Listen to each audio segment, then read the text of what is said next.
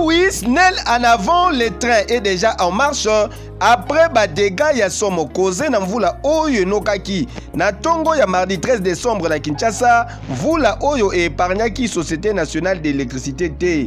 Yango ne directeur général adjoint ya SNEL mwana mboka Teddy Luamba Muba asalaki descente na poste ya haute tension ya SNEL Funa pour na kota la évolution ya ba travaux ya remplacement ya équipement endommagé na ba inondation ezali kosala makuna pour na ko rétablir fourniture ya énergie électrique ndenge kaka ezalaka.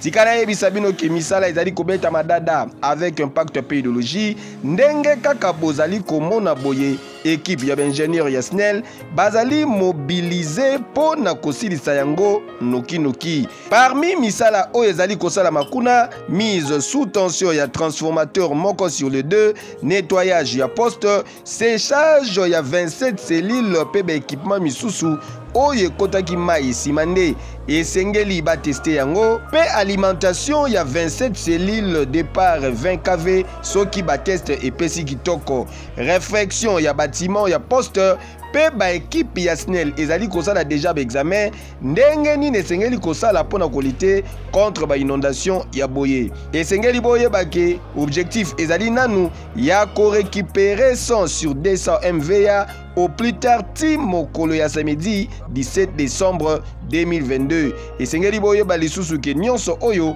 ezali kosalama na responsabilité ya SNEL. Tala boyende ezalaka félicitations na administration mobimba ya SNEL yango nde population epesi merci mingi na chef de l'État son excellence Félix Antoine Tshisekedi Tshilombo Mukwantombolo Fachi Beton pour na choix asalaki développement ya Congo ezali na besoin ya batu ya boye. Kejo. Oui.